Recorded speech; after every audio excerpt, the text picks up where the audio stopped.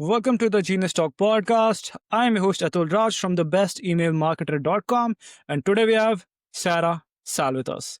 Sarah, thank you so much for joining us. It's my pleasure to be here. Awesome. So, for our listeners who don't know you, can you tell them who you are and what you do? So I'm Sarah. I happen to be a LinkedIn and Facebook ad expert. And basically what I do is I help company turn ice cold traffic into lead and into sales.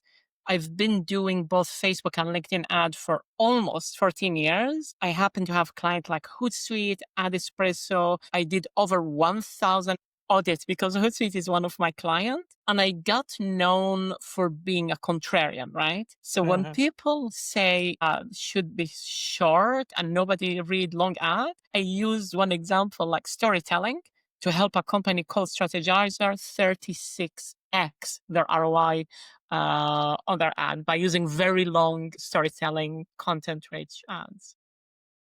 Okay, I'm curious. So, what got you started in Facebook and LinkedIn ads? So my background is mathematics and computer science.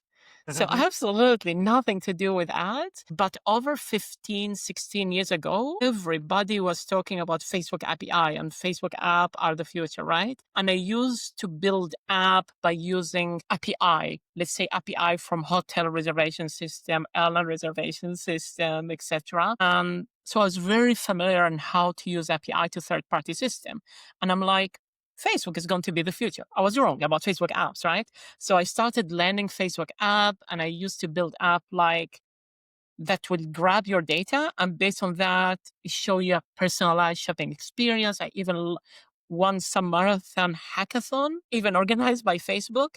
And then one thing led to another because if you have an app, now you need to learn about marketing. How do you promote it? And before I knew it, I started learning ads and I started creating content, sharing what worked for me and what didn't work.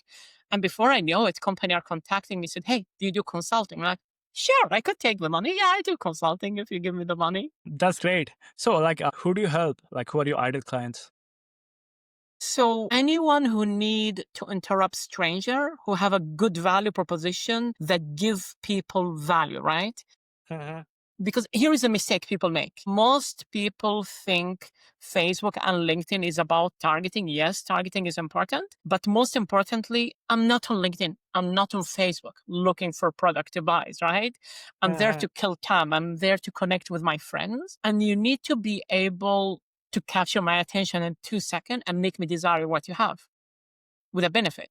Either make me avoid a mistake, help me make more money, help me save time, help me have something better, maybe have better health, maybe sleep better. So it's basically all about persuading me I need something I'm not looking for and doing it in a way that I say, oh, that sounds credible, even if I don't know you.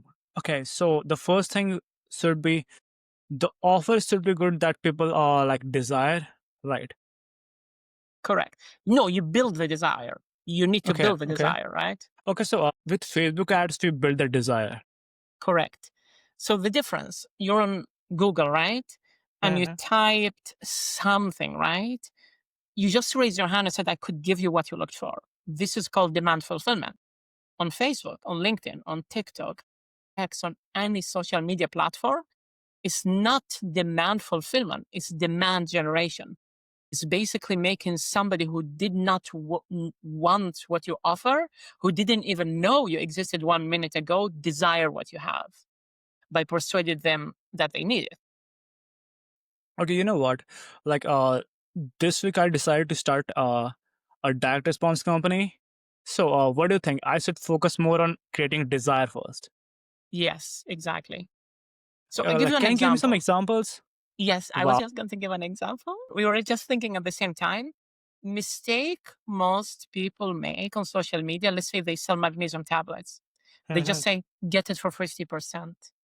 But if I'm not looking for what you're offering, the fact that you give me 50% make no difference, right? Now, if I said that 80% of the population are magnesium deficient, and because of that, they suffer from insomnia, fatigue, and depression. Now I build a desire. Now you start thinking, oh, I'm having my third coffee for the day and I'm still feeling tired. Could it be that I'm magnesium deficient, right?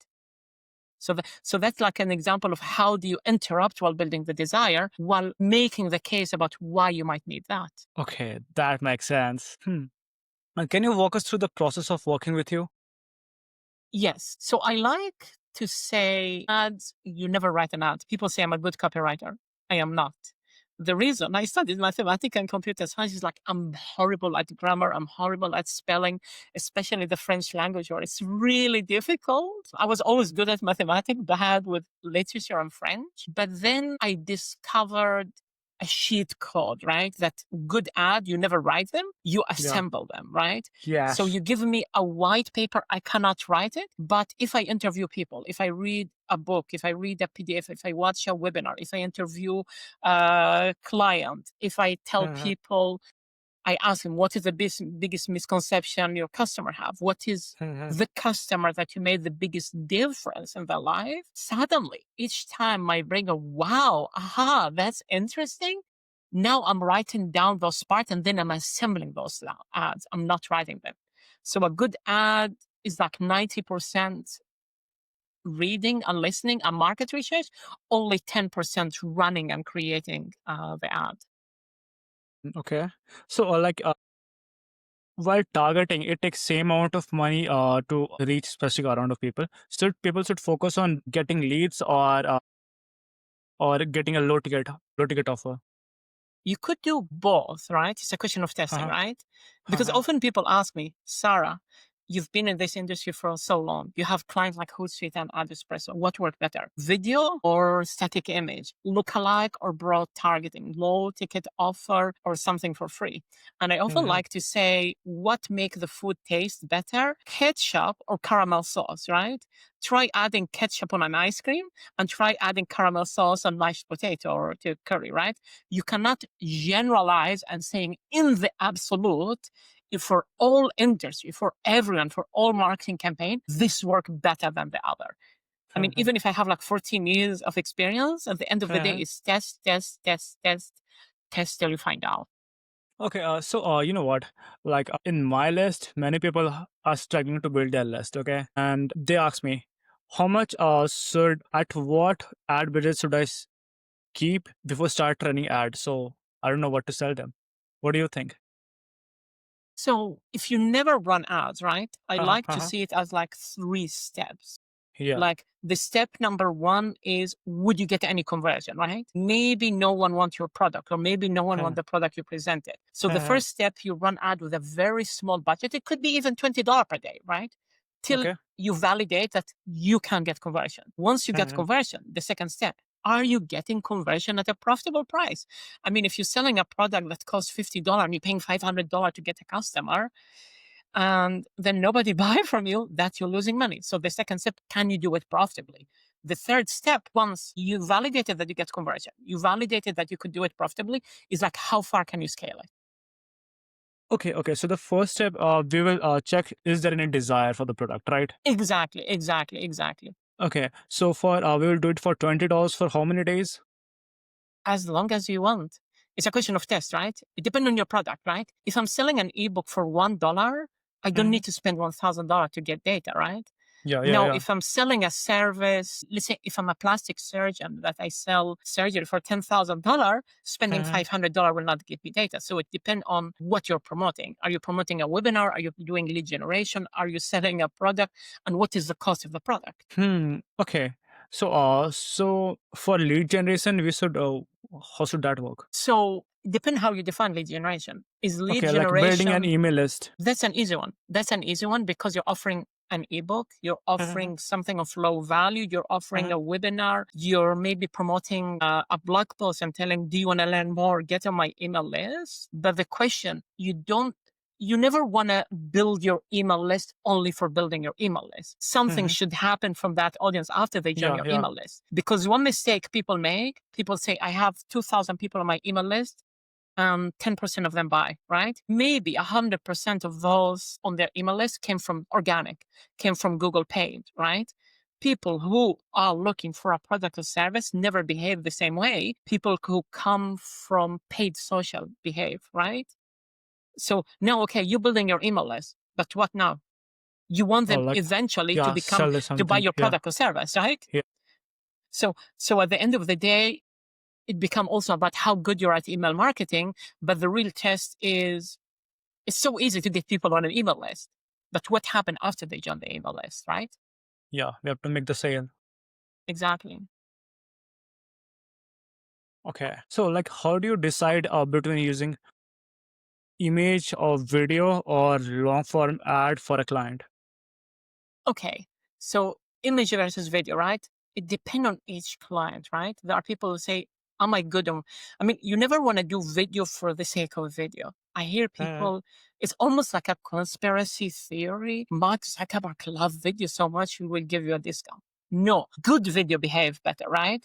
And I see people making a video for the sake of video, and they take an image animation, they take a GIF, and they turn it into video. That's horrible. Now, if you have the founder of the company on the camera telling a story, you see that person body language, face, voice, and he's really good or she's really good at delivering the video, why not do video, right?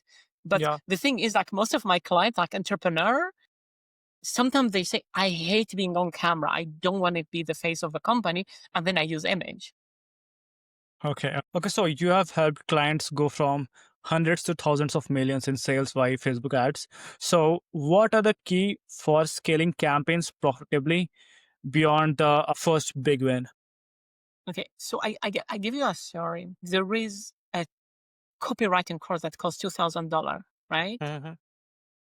The first thing I did, I'm like, who are your best students, right? Mhm. I want to interview them. I jumped on maybe 10, 12 interview each, like between half an hour and 1 hour. So before Mhm. I wrote a single line of text, right? I interviewed everyone. I knew the before, the after, how they got from A to B and the result they got. Mhm. And what's really interesting, I was working with a friend. I wanted to help her out get some case study because she was new to copywriting. She was never meant to be a client, but because she kept hearing story after story after story of people who were in her situation, she went to her father and said, Dad, can I borrow $2,000? I want to buy that course, right? We know the economy is not good. Even there were, I mean, because we asked a survey, who saw the ad, right? Who saw Mhm. our email? And some people said, I joined the webinar. It's really good, but because I don't have money, I wanted to DIY it. And Mhm. then I see this ad, I receive that email. I'm like, my God, my story is the same story of that person. I need to buy, right? Yeah. So often it's like you make ad almost that some like the ideal client will go Mhm. and say, who stole my diary? I think somebody broke into my home, stole my diary, read it, and now they're using that diary to show me ad. That's like the key to success. Yes. You know what? To build a perfect product or perfect ad, market research is everything. Interviewing people. Yeah. And most people don't do it because Mhm. a lot of people have amazing story, but Mhm. because they never bothered speaking to the client one on one, that story Mhm. is stuck in the client head and that client told it to no one, right? And the Yeah. beauty of using that, when you have amazing story, you could use it in ad. You could use it in email marketing. You could use Yeah. it in your brochure. You could use it for your webinar presentation. You could use it in your sell copy. You could use it on your website. It's Yeah. almost like it keep giving because you could use it multiple different ways. But also, when you talk to people, you do what we call market research. I give you an example. Yeah. I Sure. worked a lot in the fitness industry, and Mhm. all the personal trainer and gym are copying everyone. Everyone Mhm. is just screaming, I'm looking for 5 motivated men. I'm looking for 5 motivated women who want to lose weight. And literally everyone is copying everyone, right? Yeah. I decided to send a survey and give people even a bribe if they answer the survey. And I'm like, what is your biggest struggle? People Mhm. said, I'm over 40. I cannot lose weight. I'm a bad father to my daughter. I go to the gym Mhm. 5 times per week. I tried every diet, nothing worked. I'm a hopeless case. So Mhm. now we started running ad and funnels specializing at helping men over 40 lose weight. And we told Mhm. them why that actually if you're over 40, your testosterone go down, so it become way harder to lose weight. And we even show them scientific study proving that, right? Mhm. And we even show them people in the similar situation. We help them. It's the campaign where even after we stopped it, I look at the number 5 months later, there are people who are still client and spent a few extra $1,000 with a personal trainer. And that's the power of spending time finding what problem people are desperate for a solution. Well, everybody's like, buy from me, buy from me, buy from me, buy from me, to the point where people said, leave me alone. I have a headache because you're screaming at me, right? Yeah. So, what are some common mistakes business owners make with their Facebook ads?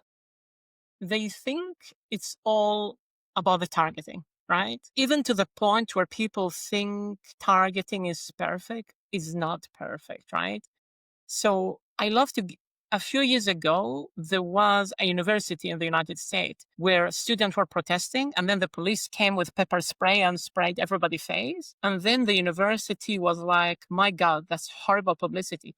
They went and hired a search engine optimization company. And the fact that they paid that company $200,000 went viral. Right now, everybody who commented on that story or shared that story or said that university should be ashamed of them.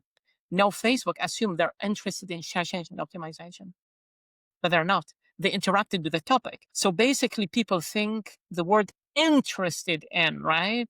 So Yeah. like, oh my God, that's somebody behind the laptop really interested in that topic. Not really. It's almost like going to a coffee shop and talking to a perfect stranger and persuading that perfect stranger to pay attention to what you're saying. Okay, that makes sense. I was thinking about that. Yeah. Okay, you have a background in B2B as well as companies like ClickFunnels and Shark Tank Venture. So, what's your advice for niche businesses trying to succeed with Facebook ads today?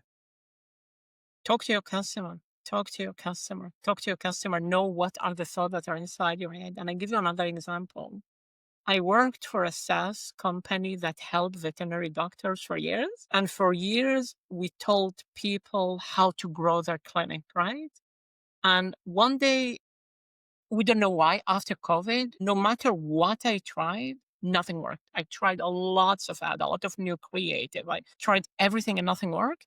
And one day the CEO of the company was talking to a doctor and he said, do you want to get more clients? And the doctor said, if I get more clients, I'll commit suicide. I said, you know why? Since COVID, everyone adopted a cat, everyone adopted a dog.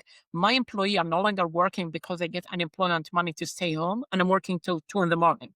And now you're asking me if I want, I'm working till 2 in the morning, waking up at 7 in the morning. And now you're asking me if I want to work till 5 in the morning. I cannot take it anymore. So now, based on that data, we started talking about burnout, how to avoid burnout, how to better manage your time, how to do things faster. And now we're getting traction again. Unless we talk to we often forget we talk to a human. We get stuck looking at number, at interface, what is the CPC, what is the click-through rate. And those are all useful, but it doesn't, like the story. Like somebody said, I have so many clients, I'll commit suicide because I'm burned out. I cannot even get a proper night of sleep. Facebook ad interface is not telling you that. And the only way to know it is talk to your client or talk to your prospect as much as possible. Yeah. Okay, for our listeners who want to get help from you, want to connect with you, where can they go? My website, so Sarah with an H at the end, hyphen sal.com. Perfect. Is there anything else that you would like to share? No, I'm fine. They check my website. Okay, Sarah, thank you so much for spending some time with us. And thank you so much for teaching us how important market research is. It is. It's my pleasure. It's my pleasure.